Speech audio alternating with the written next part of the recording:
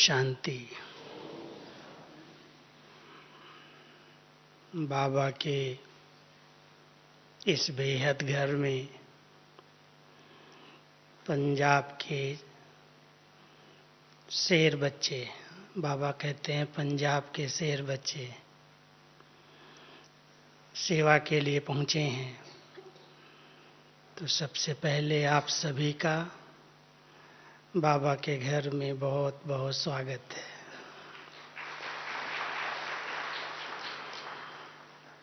जनवरी मास में यज्ञ सेवा का भाग्य मिलना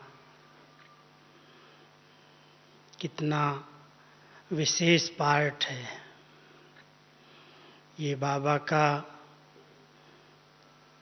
अव्यक्ति मास, वरदानी मास पूरे देश और विदेश के अंदर बड़े स्नेह और श्रद्धा के साथ, बहुत भावना के साथ मनाते हैं। और मनाते ही नहीं हैं, लेकिन ब्रह्मा बाबा की विशेषताओं को याद करते, उनके चरित्रों को सामने लाते, उनके समान बनने का लक्ष्य रखकर तपस्या करते हैं। तो इस मास में आप सभी ने तपस्या की अपने अपने स्थानों पर। जिन्होंने की है वहाँ हाथ उठाओ। अच्छा, सभी ने की है। अच्छा, जहाँ तक मेरे पास समाचार आते हैं, देश विदेश में हर ब्राह्मण बच्चे के दिल में ब्रह्मा बाबा के प्रति बहुत प्यार, बहुत स्नेह होने के कारण हर एक जनवरी मास शुरू होते ही अंतर्मुक्ता की गुफा में एकांतवास में जाकर बाबा को सामने लाते हुए उनके कदम पर कदम रखकर चलते हैं। ब्रह्मा बाबा को भले साकार में इन आँखों से बहुत कम लोगों ने देखा। यहाँ कौन बैठे हैं बाबा को साकार में देखने वाले? कोई भी नहीं है। इस सभा में एक भी नहीं है। साकार बाबा को देखने वाला कोई है? एक हाथ उठा रहा। अच्छा,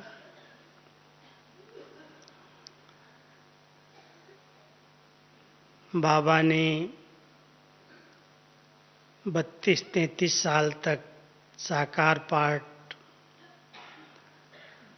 69 तक बजाया। और 69 में 18 जनवरी के दिन, कहानी तो आपको पता होगी, सुनी होगी, कैसे बाबा इस देह से न्यारे हो गए, डिटैच हो गए। मुरली में तो सुनते हैं जैसे सांप खाल बदलता है, ऐसे ही बाबा ने इस चोले को उतार दिया। कितनी प्रैक्टिस की होगी बाबा ने, जो बैठे बैठे बच्चों को मिलते, मुरली सुनाते, दृष्टि देते, और सेकंड में इस शरीर से अलग हो गया। वो दिन भी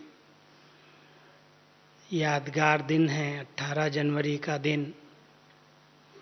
सवेरे बाबा ने मुरली नहीं चलाई थी। पहली बार सवेरे बाबा मुरली क्लास में गए और केवल याद प्यार दे दी, बस मुरली नहीं चलाई।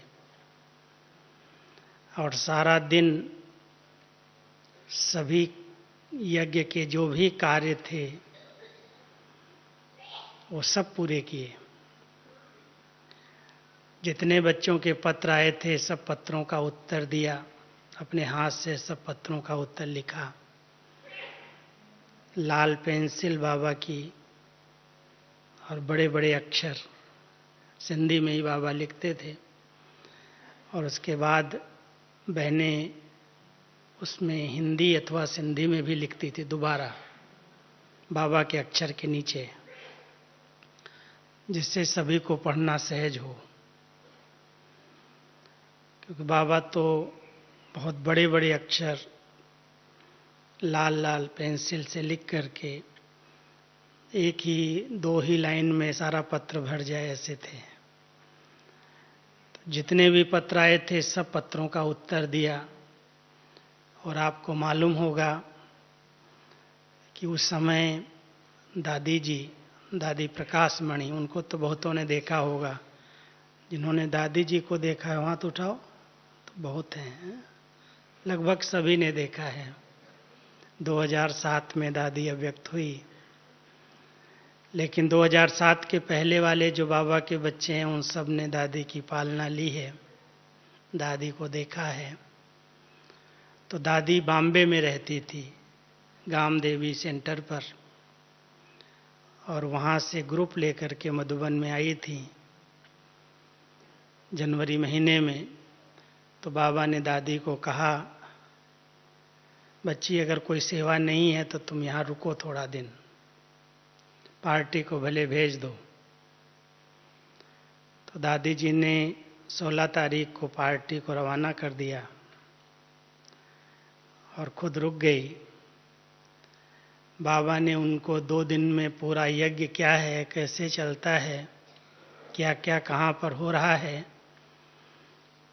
बाबा हाथ पकड़ करके दादी को पूरा यज्ञ, मजदूर कहाँ काम कर रहे हैं, मकान कहाँ बन रहा है, भंडारे में क्या है, स्टॉक में क्या है।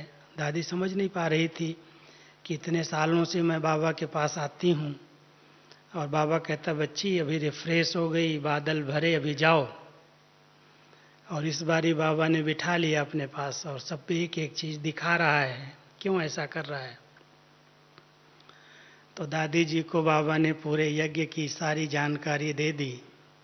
18 तारीख को भी बाबा सभी डिपार्टमेंट में दादी को लेके गए और शाम को कहने लगे कि बच्ची आज ठंडी ज़्यादा है, इसलिए बच्चों को जल्दी बुलाओ, क्लास में बुला लो, बाबा मुरली सवेरे नहीं सुनाई है, अभी बच्चों से मिलेगा, मुरली सुनाएगा। तो 8:30 बजे सबको क्लास में बुला लिया। छोटा हॉल था, देखा होगा बाबा का हिस्ट्री हॉल। तो उसी हॉल में बाबा आए और बहुत प्यार से बच्चों को मुरली सुनाई आधा घंटा, और जरा भी एहसास नहीं होने दिया कि अभी अभी बाबा कोई अव्यक्त होने वाले हैं। लेकिन गेट पर जा कर के जो शब्द उच्चारण किए उसमें यही शब्द थे, कभी नहीं कहा था बाबा ने, अच्छा बच्चे विदाई। विदाई शब्द कह करके और ये 3 महावाक्य जो अव्यक्त बाबा ने अंडरलाइन किए, बच्चे निराकारी, निर्विकारी, निरहंकारी होकर रहना, वो बाबा ने लास्ट में 3 शब्द बोले और बच्चों से विदाई लेकर के दादी जी को साथ लेते हुए कमरे में गए और चारपाई पर ऐसे बैठकर, बाबा के कमरे में चारपाई अभी तक भी है, उसी चारपाई पर बैठ गए और दादी जी को बहुत प्यार से दृष्टि देने लगे। हाथ में हाथ लेकर के दृष्टि दे रहे थे और दृष्टि देते देते वतन में चले गए। ऐसे शरीर को छोड़ा जैसे बाबा कहते हैं मक्खन से बाल। कुछ पता नहीं दादी को चला, हाथ ढीला हो गया। तो दादी ने समझा शायद बाबा को कोई तकलीफ हो रही है, तो दादी ने बाबा को ऐसे सुला दिया बेड पर और संकल्प चला कि ऐसा क्या हो गया अचानक, बाबा ऐसे दृष्टि देते देते ऐसे ठंडा क्यों हो गया। तो डॉक्टर को बुलाने के लिए एक भाई को कहा कि जाओ। डॉक्टर घर में नहीं था, बाजार में थे। जो बाबा का पर्सनल डॉक्टर था, तदानी जी नाम था उनका, अभी भी हैं। तो उनको बुलाने के लिए एक भाई को साइकिल पर दादी ने भेजा कि जाओ उनको बुला के ले आओ। तो जब तक वापस आया और डॉक्टर पहुंचा तो उसने कहा कि बाबा तो है ही नहीं, शरीर छोड़ दिया। दादी कहते ऐसे कैसे होगा, बाबा अभी अभी तो मुरली चलाई, अभी अभी तो बच्चों से मिला और बाबा को कुछ हुआ थोड़ी, कैसे बोलते हो आप शरीर छोड़ दिया। बोली नहीं दादी, आप पक्का समझो बाबा अभी यहाँ नहीं है, शरीर ठंडा हो गया है। तो उस समय फिर दादी को तो बाबा ने शक्ति दी थी, तो रात भर दादी ने सबको फ़ोन किए चारों तरफ से। और फ़ोन भी उस समय ये तो थे ही नहीं, मोबाइल या एसटीडी लगानी पड़ती थी, वो भी मांग करके उनको बोल करके बुक करना पड़ता था। लेकिन पूरी रात दादी ने सब बच्चों को इन्फॉर्म किया चारों तरफ। जहाँ कहे दादी कि आप आओ, बाबा व्यक्त हुए हैं, कोई माने ही नहीं, कहे ऐसा कैसे होगा। लेकिन फिर भी दादी ने कहा नहीं, आपको आना है, आ जाओ, बाबा है यहाँ पर, आ जाओ। तो 18 तारीख को बाबा ने शरीर छोड़ा 9 बजे, 9:15 के लगभग। और 19 और 20 तारीख को सभी बच्चे, सब देश में ही था, विदेश में तो इतने सेंटर कोई थे ही नहीं, सेवाएं नहीं थी, लेकिन देश में जहाँ जहाँ भी बाबा के बच्चे थे, कोने कोने से सब मधुबन में 2 दिन में पहुँच गए। और बाबा को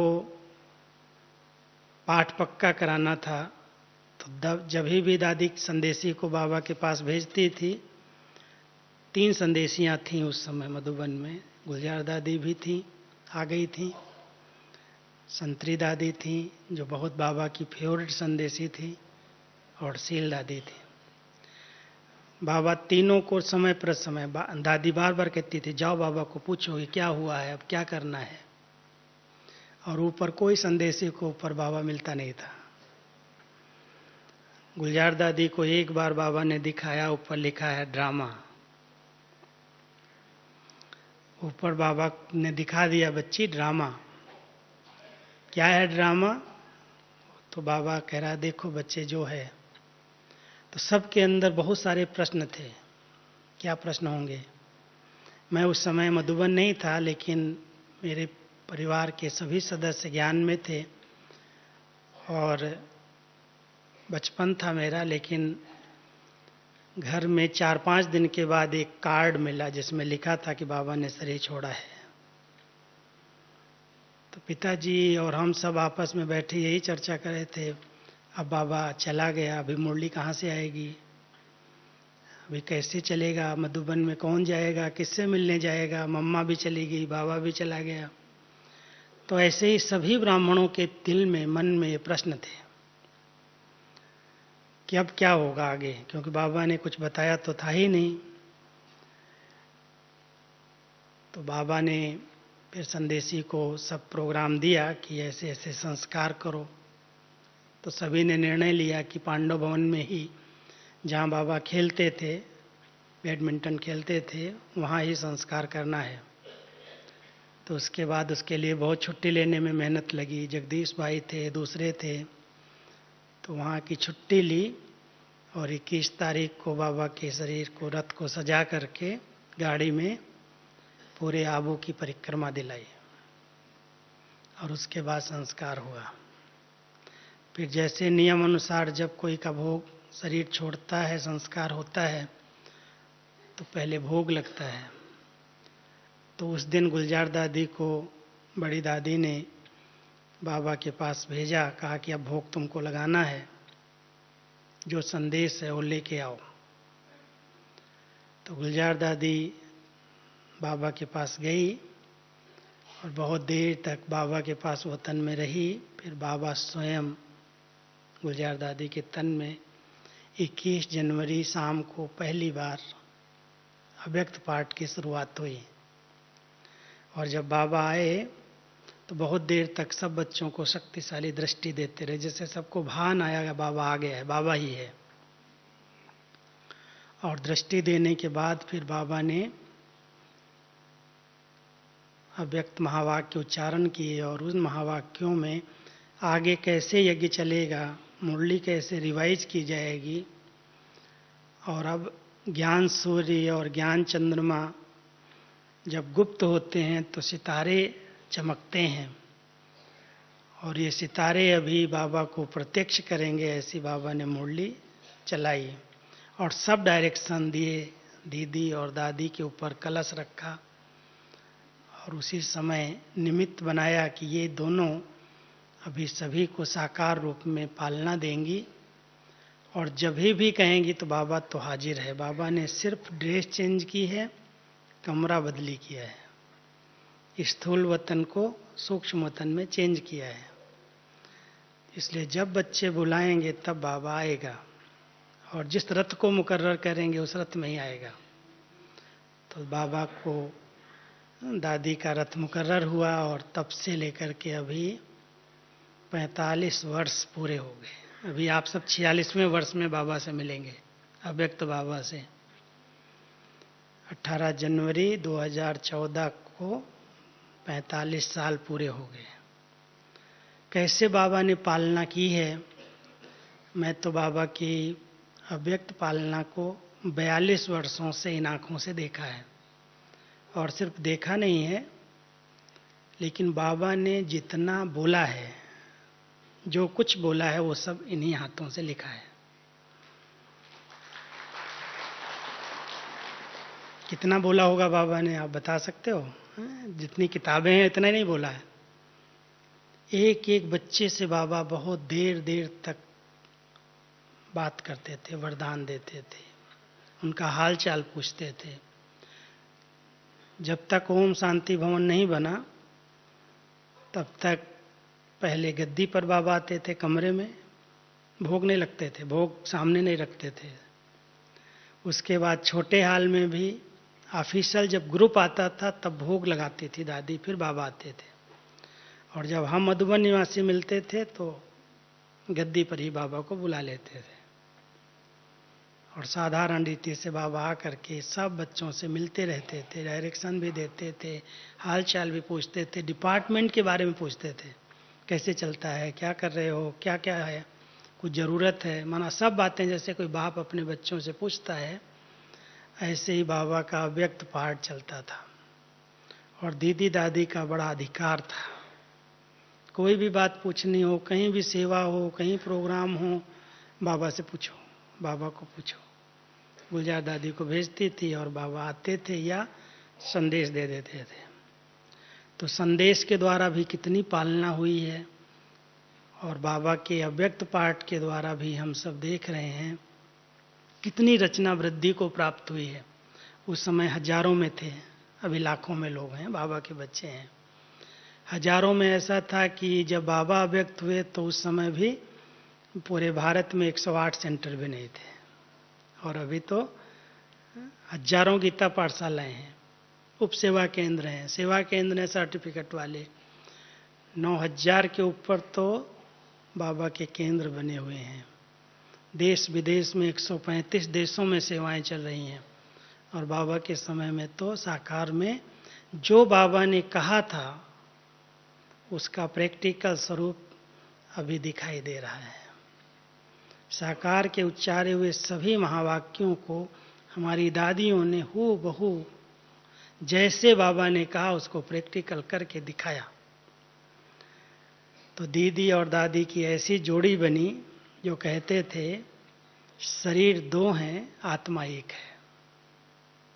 क्यों कहते होंगे ऐसा? क्योंकि विचारों को इतना मिला करके चलते थे कि एक को अगर मैंने कोई बात कही, दीदी से अगर मैंने कोई बात बताई, और फिर मैं 5-10 मिनट के बाद दादी के पास जाऊं, वो बात सुनाऊं, तो दादी को पता होती थी और पूछ देती थी क्या तुमने दीदी को बताया है?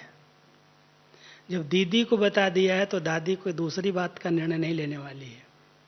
जो दीदी का निर्णय है वही दादी का निर्णय है, जो दादी का निर्णय है वही दीदी का निर्णय है।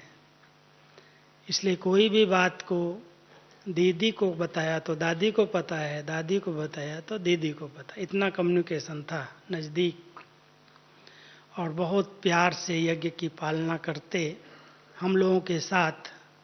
ऐसे ऐसे पाठ बाबा ने बजाए, 9:30 का नहीं तो एक पाठ सुनाता हूँ। उस समय मधुबन के अंदर अभी निवाड़ की जो चारपाई है ना, अभी शायद नैलान वाला वो है निवाड़ है, पहले पहले लकड़ी की चारपाइयों में और सूती निवाड़ की चारपाइयाँ होती थी, और आबू में बरसात बहुत पड़ती थी। बरसात पड़ने के कारण उसमें फागी लग जाती थी और खटमल बहुत हो जाते थे।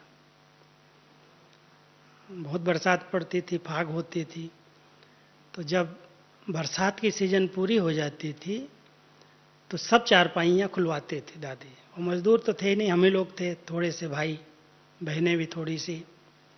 तो सब चारपाइयाँ खोल करके और निवाड़ को धोबी घाट के में धोते थे, गरम गरम पानी में साबुन में डाल करके, और उसके बाद उसको बना करके लपेट करके फिर चारपाई बुनते थे। तो बाहर में इतनी सेवाएं नहीं थी और दीदी दादी को बाबा ने निमित्त बनाया था, इसलिए यज्ञ की हर चीज़ बचत भी हो और व्यवस्थित भी रहे और हर एक को पूरी ट्रेनिंग हो। हम लोग तो बचपन में छोटे छोटे आए थे, धोबी घाट कैसे करना है, कपड़े कैसे धोने हैं, रोटी कैसे बनानी है, भंडारे में कैसे क्या सेवाएं करनी है, वो सब दादियों ने प्रैक्टिकल करके सिखाया। कहती थी कोई भी सेवा छोटी सेवा नहीं है, हर सेवा की मार्क्स बराबर होती हैं, लेकिन दिल से करो, प्यार से करो, अपना समझ के करो। ऐसे नहीं है कि जैसे काम उतारू कोई सेवा कर दी। हमारे दादा थे, विश्व रतन दादा का नाम आप लोगों ने सुना होगा, बहुत एक्यूरेट हर सेवा में, और कर्मणा सेवा शुरू से लेकर के अंत तक बाबा दादा ने की। दादा विश्व रतन जब हम आए मधुबन में तो रोटी डिपार्टमेंट में रोटी बनाने की सेवा करते थे। और रोटी अभी ऐसे नहीं बनती थी जो आज हमारे पास स्टीम सिस्टम है, गैस है। वो लकड़ी के चूल्हे थे और लकड़ी भी ऐसी गीली गीली होती थी जो सारी आंखें लाल लाल हो जाएं, जलती नहीं थी। तो चूल्हे पर रोटी बनाते थे, बड़े बड़े तवे थे, तो तवे पर 8-10 रोटियां डाल दी और फिर फटाफट सिगरी पर सेक दी, तो उसमें कोई कच्ची रह जाती थी, कोई पक्की रह जाती थी। तो दादा क्या करता था कि अगर मान लो 50 रोटी में 5 रोटी कच्ची रह गई या ज़्यादा जल गई, पक गई, तो ले करके आता था, दिखाता था। क्या सिखाता होगा? कहता था देखो ये कच्ची रह गई तो लोग खाएंगे नहीं, फेंक देंगे तो यज्ञ का नुकसान होगा, और खा लेंगे बीमार पड़ जाएंगे तो दवाई खाएंगे, उसमें भी यज्ञ का नुकसान और उनका नुकसान होगा। इसलिए अगर करना है कोई भी सेवा तो दिल से करो, प्यार से करो।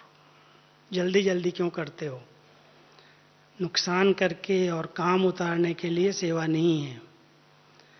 तो इसलिए यज्ञ की सेवा में बहुत रुचि, बहुत प्यार, अपनापन वो हमारी दादियों ने, दादाओं ने प्रैक्टिकल करके सिखाया कि एक एक यज्ञ की पैसे की इतनी वैल्यू, कोई भी चीज़ का नुकसान न हो। मान लो अगर कहीं पर बल्ब जल रहा है और हम क्रॉस करके चले गए और उनकी नज़र पड़ गई कि ये देखो बल्ब चल रहा था, इसने स्विच नहीं बंद किया, तो बुला करके बोला जाता था तुम्हारा यज्ञ तुम्हारा घर है, ये बिजली ऐसे ही जल रही है, इस पर जो बिल चढ़ रहा है तुमने देख करके भी नहीं बंद किया, तो तुम्हारे खाते में हिसाब किताब बन गया। इसलिए ध्यान रखो कि यज्ञ की एक भी कौड़ी बहुत कीमती है, व्यर्थ नहीं जानी चाहिए। तो बाबा ने जो यज्ञ की रचना की है, यज्ञ रचा है अपने बच्चों के लिए, उसको संभालने के लिए अपने बच्चों को ही निमित्त बनाया, ब्राह्मणों को निमित्त बनाया। और दीदी दादी ने शुरू से लेकर के यज्ञ की हर प्रकार की, इकोनॉमी की 3 पाठ हम सबको पढ़ाती रही सदा। हर चीज की इकोनॉमी करो। बाबा का एक स्लोगन था, कम खर्च बाला नसीन। खर्चे कम से कम हो, काम अच्छे से अच्छा हो। ऐसे नहीं खर्चा बहुत कर दिया और काम कुछ नहीं हो रहा, दिखाई नहीं देता। तो बाबा कहते थे इसको अकल नहीं है, इसको अकल होनी चाहिए कि खर्चे कम हों और काम अच्छे से अच्छा हो। कम खर्च बाला नसीन, इकोनॉमी। हर बात में धन भी व्यर्थ न जाए, संकल्प की शक्ति भी व्यर्थ न जाए, बोल भी व्यर्थ न जाए, तो हर चीज में इकोनॉमी का अवतार बनो। फ्राक दिल बहुत थी, दादी फ्राक दिल में नंबर 1 थी। खिलाना होता था तो कहती थी देखो बच्चे आए हैं, पार्टी आई है, इनको मक्खन मानी खिलानी है। मक्खन मानी समझते हैं? गरम गरम रोटी बना करके उस पर मक्खन रख करके मुंह में खिला देते थे, गरम गरम, इतनी छोटी छोटी रोटी पर। हर ग्रुप को दादी अपने हाथ से, क्योंकि बाबा खिलाते थे, तो दादी ने वो पार्ट शुरू से बजाया कि जो भी बाबा के घर में पार्टी आती थी मक्खन मानी उनको मिलता था। तो फ्राक दिल बहुत, खिलाने पिलाने में, घुमाने में, सब प्रकार से। लेकिन इकोनॉमी, हर चीज की इकोनॉमी करना सिखाई, कुछ भी व्यर्थ नहीं करना। संकल्प भी व्यर्थ न जाए, बोल भी व्यर्थ न जाए, धन भी व्यर्थ न जाए, शक्तियां भी व्यर्थ न जाए, व्यर्थ को बचाओ, बहुत काम आने वाली है। और दूसरा पाठ पढ़ाया एक नामी, एक बाबा दूसरा न कोई, किसी भी देहधारी में अटकना लटकना नहीं, केवल एक बाबा के प्रति अपने आप को समर्पित करो, किसी दूसरे को देख करके नहीं। ये ऐसे करता है, वो ऐसे करता है। आज तक भी बाबा हम सबको क्या पढ़ा रहा है? बच्चे, see father follow father. Sister brother को नहीं देखना। क्यों? अगर उनको देखेंगे तो उनकी कमी कमजोरियां भी तुम्हारे अंदर प्रवेश हो जाएंगी। इसलिए बाबा ने मना किया है कि किसी भी भाई बहन को देखना नहीं है। हर आत्मा अपना अपना पार्ट बजा रही है। अगर मुझे इस ज्ञान मार्ग में आगे बढ़ना है, मुझे अपनी उन्नति करनी है, तो ब्रह्मा बाबा ने जो प्रैक्टिकल करके दिखाया है वो करना है। दादियाँ जो कर रही हैं, जो बाबा को कदम कदम पर फॉलो कर रही हैं, बाबा को फॉलो कर रही हैं, और हमको भी कहती हैं तुम बाबा को फॉलो करो, मुझे नहीं। तो हम सब बाबा के कदमों को ध्यान पर रखते हुए चलते चलें, बाबा को फॉलो करें, कोई भी बहन भाई को नहीं। तो इसलिए एक नाम ही है, एक का ही नाम हो, एक की ही याद हो, एक के लिए ही हम सब कुछ कर रहे हैं। एक बाबा दूसरा न कोई। और तीसरा, दादी जी का एक बहुत सुंदर अभ्यास था और हम सबको कराती थी, एकाग्रता। एक टिक की स्थिति, एक संकल्प में स्थित हो जाओ। हर शनिवार को मधुबन के अंदर पांडव भवन में कहती थी, संडे के दिन ज़्यादा काम नहीं होते हैं, बाहर वाले भी होते थे। सैटरडे को सब शाम को 2 बजे बैठ जाओ योग में। कभी कभी 1:30 बजे 1 बजे गीत बजा देते थे, उठ जाते थे और फिर दादी खुद योग कराने बैठते थे, गद्दी पर नीचे बैठ जाती थी और बीच बीच में आधा घंटे में 1-2 शब्द बोल करके कमेंट्री दे करके फिर बिठा देते थे। 3 घंटे का योग 2 बजे से 5 बजे तक कोई हिलता नहीं था, सब ऐसे बैठे हुए हैं। और दादी को अभ्यास था एकाग्रता का, 1 सेकंड दृष्टि दे और एकाग्र हो जाए। 3 पाठ सब पढ़ना, यहाँ आए हो इसका अभ्यास करके जाना कि हमारे से कोई भी व्यर्थ, कोई भी शक्ति, संकल्प की शक्ति, बोल की शक्ति, धन की शक्ति, यज्ञ की कोई चीज व्यर्थ न जाए, इकोनॉमी। और दूसरा, संकल्प की सबसे बड़ी इकोनॉमी। कुछ भी देखो सुनो, ऐसे नहीं, ऐसा क्यों हो रहा है, ऐसा क्यों हुआ, ऐसा इसने किया, ऐसा इसने किया, फुल स्टॉप। विस्तार में नहीं जाना है, जो कर रहे हैं अपना अपना कर रहे हैं, मुझे क्या करना है। तो एक नामी, इकोनॉमी और एकाग्रता, ये 3 अभ्यास प्रैक्टिकल में हम सबको दादियों ने करके सिखाया, ऐसे नहीं बोल करके नहीं सिखाया। और बाबा ने अव्यक्त रूप में फुल साकार की भाषणा दी। ऐसा फील नहीं होने दिया कि साकार अव्यक्त वतन से, ये साकार वतन से अव्यक्त में चला गया है। ऐसे बाबा को बुलाते थे। एक दिन की बात सुनाई थी मैंने कि बाबा के घर में पहली पहली नई गाड़ी आई, कोई ने ऐसे गिफ्ट दिया, पहले गाड़ियां नहीं थी। तो एक गाड़ी आई तो दीदी दादी ने ड्राइवर को बोला चलो पहली बार आई है घुमा के ले आओ, बिठाया। गुलजार दादी को बीच में बिठा लिया और दीदी दादी बैठ गई तीनों। ड्राइवर चलाने वाला एक था, वो लेके गया गाड़ी को।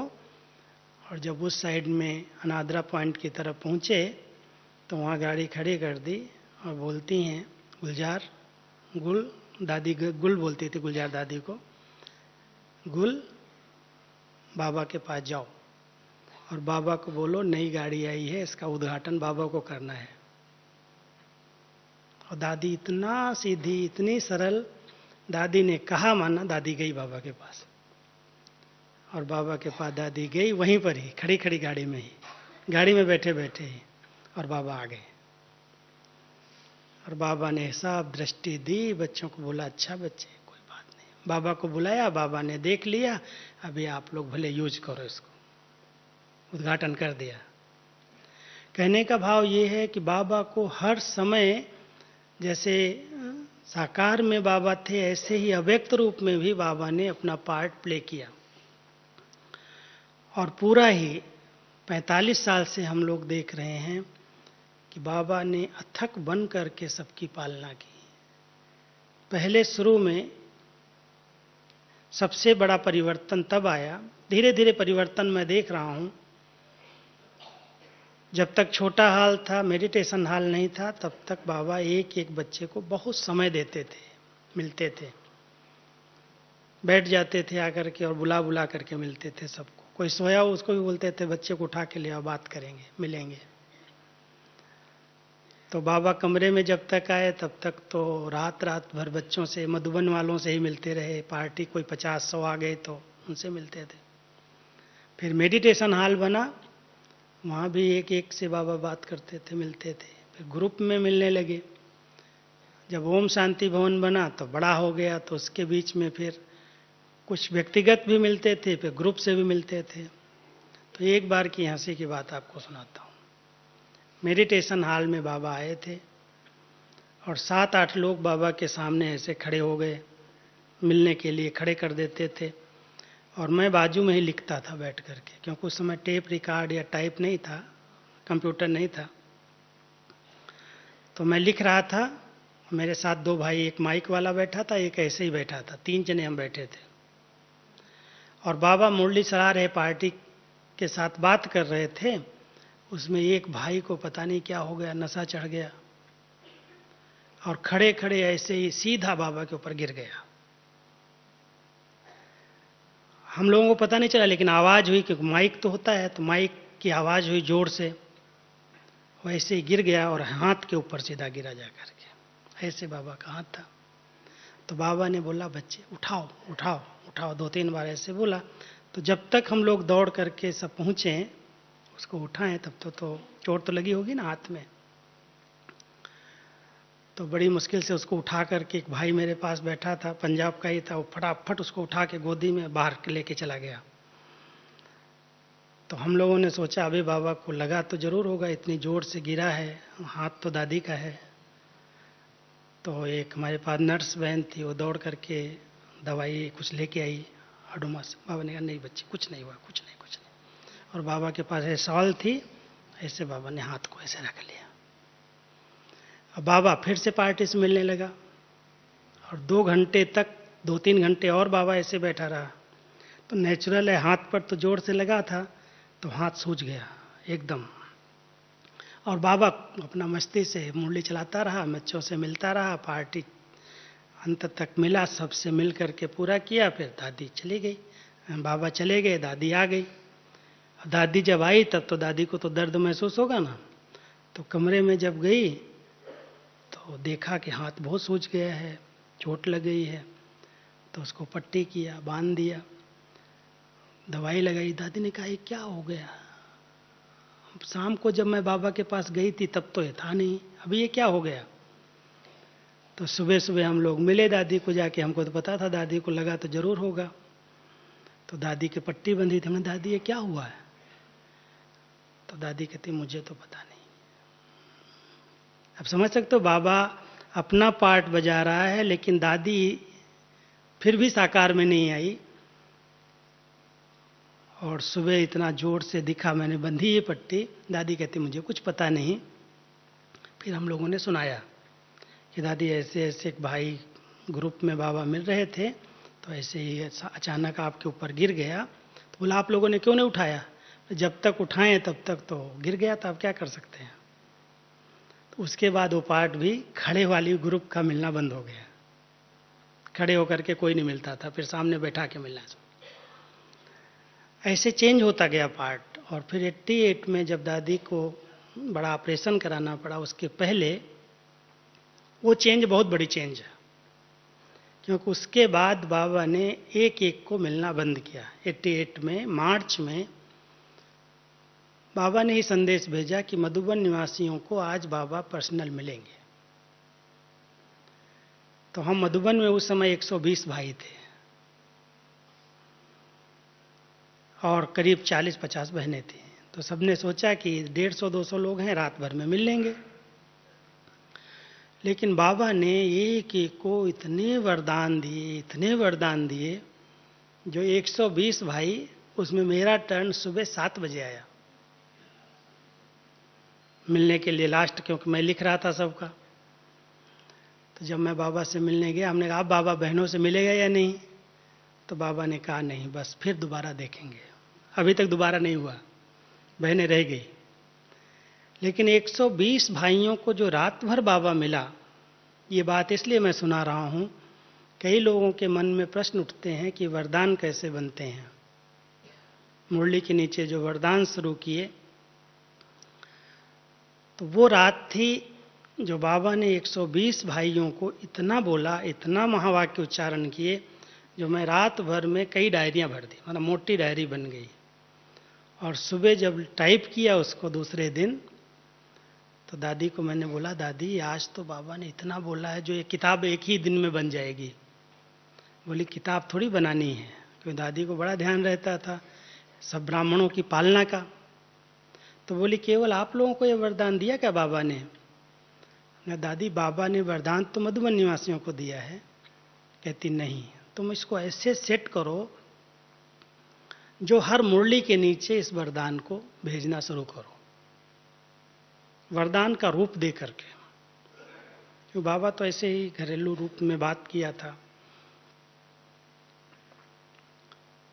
वो मुरली के उस दिन के जो बाबा के महावाक्य थे, जब मैंने उसको सेटिंग की तो 365 से भी अधिक बन गए थे। 120 को बोला हुआ, लेकिन जब उसकी सेटिंग की तो इतने वरदान उससे बने, जो एक पूरा साल मैंने हर मुरली के नीचे एक एक पॉइंट लिखी वरदान की। तो वो ब्राह्मणों को इतना पसंद आई, तो सब तरफ से फोन आने लगे कि दादी ये जो वरदान मुरली में आते हैं ये बहुत अच्छे हैं, इससे बहुत पुरुषार्थ में मदद मिलती है, ये हमेशा शुरू कर दो। अभी बाबा ने तो इतना ही बोला था वरदान। अब मेरे को दादी बुला के बोलती है कि तुमने जो शुरू किया मुरली के नीचे, ये सबको बहुत पसंद आता है, तुम अब इसको कंटिन्यू करो। कंटिन्यू मैं कैसे करूं? तो फिर 69 से लेकर के जितनी मुरलियां चली, उन सब मुरलियों को अलग से स्टडी की, और स्टडी करके उसमें से जो मूल महावाक्य वरदान के रूप में थे, पहली लाइन बाबा ने ऐसे नहीं बोली है जो भव के रूप में है, उसको सेट करता हूं। लेकिन बाकी जो 4-5 लाइन है वो सब बाबा के महावाक्य होते हैं, ओरिजिनल महावाक्य, उसमें कोई भी मिक्स नहीं होता। एक भाई ने मेरे से कहा कि गीता में भगवानों वाच्य ही होता है, उसमें आप अपना महावाक्य क्यों ऐड करते हो? हमने कहा मैं अपना वाक्य यूज नहीं करता हूं, मेरे कोई शब्द ही नहीं उसके अंदर। बाबा के महावाक्यों को ब्राह्मण आत्माएं सहज समझ सकें, इसलिए इन महावाक्यों की केवल सेटिंग की गई है, इसमें कोई भी मनमत वाली शब्द नहीं है। और अगर कोई भी वरदान कोई पढ़ करके पूछ दे कि आपको बता सकते हो किस तारीख को कब बाबा ने बोला है, किस समय बोला है, तो मेरे पास वो सब रिकॉर्ड होता है। बता सकता हूं कि ये स्लोगन इस मुरली से है, ये वरदान इस मुरली से है। तो सभी मूल्यों की जब स्टडी करके वरदान बनाए तो करीब 6 साल तक एक भी वरदान रिपीट नहीं हुआ।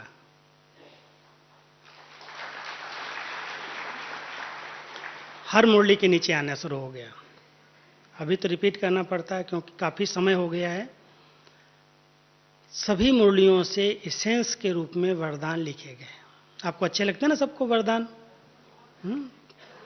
और रोज के ऐसे लगता है जैसे बाबा के हमारे लिए आज के लिए वरदान है।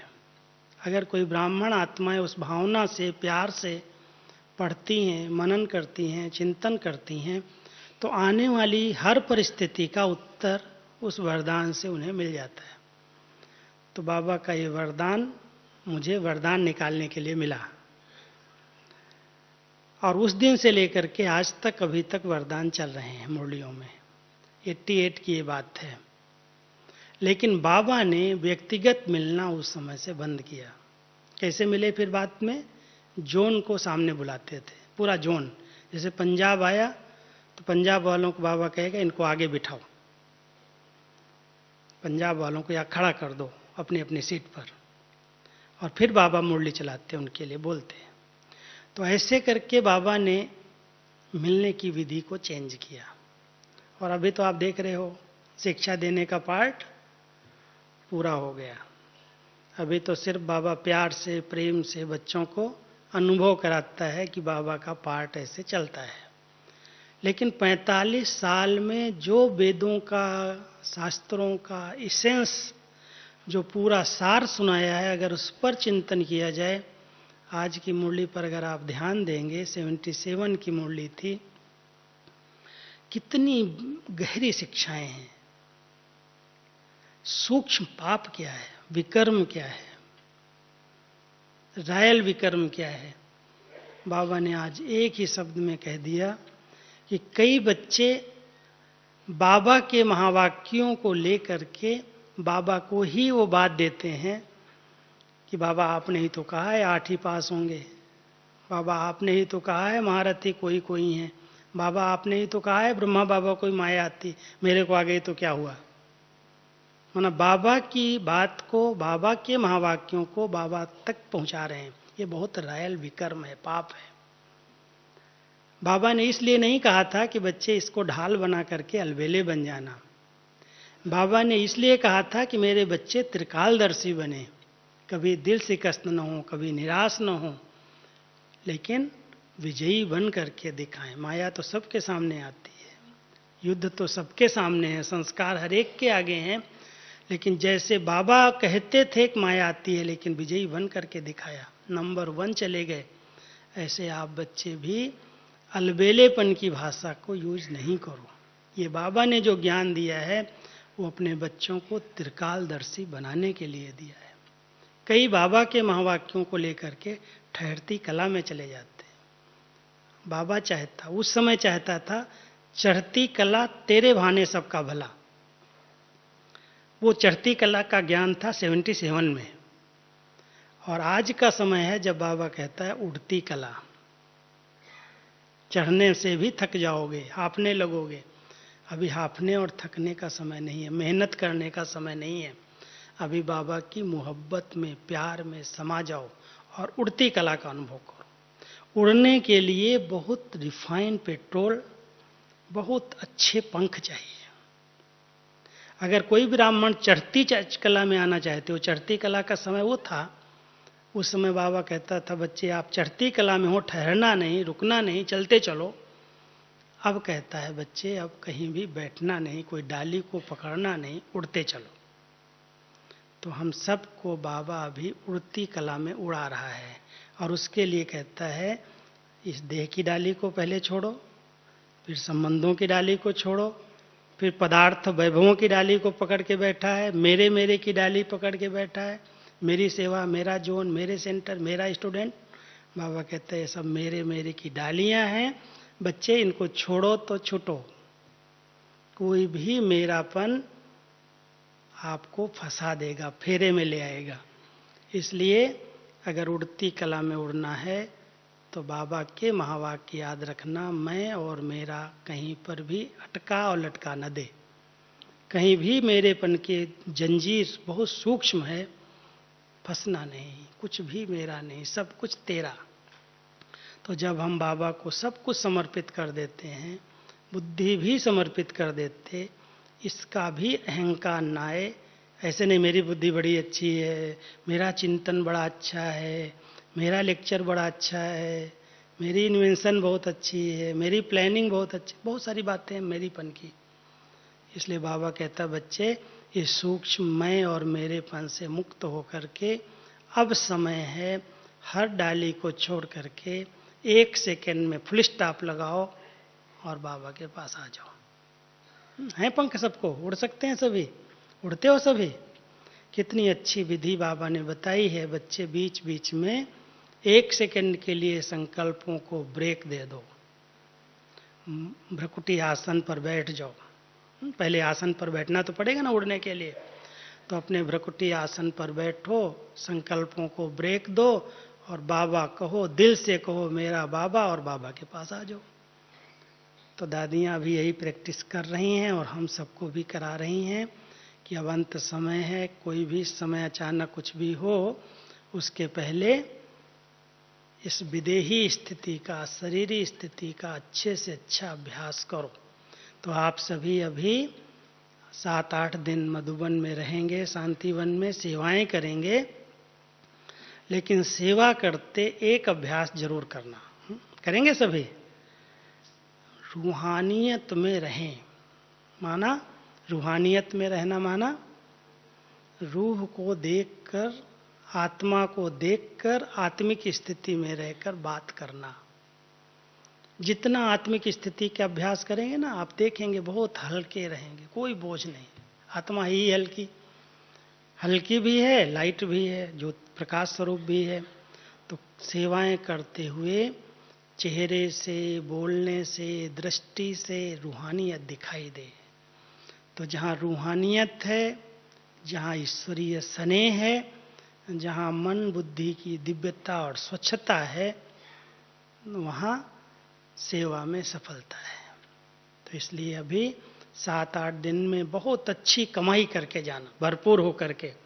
ऐसे लगे कि बाबा के घर में आए, सेवा तो की, लेकिन आत्मा एकदम उड़ती कला में उड़ रही है, कोई भी डाली को पकड़ा हुआ नहीं है। ठीक है? ऐसे बनेंगे ना माताएं? करेंगे ऐसा? बोलना कम, आवाज कम हो, भले जितने भी लोग आए। जितना आप अपने मुख पर, संकल्पों पर कंट्रोल रखेंगी, उतने अच्छे अच्छे अनुभव बाबा के घर से होंगे और बहुत अच्छी वरदानों से झोली भर के यहाँ से जाएंगे। ओम शांति।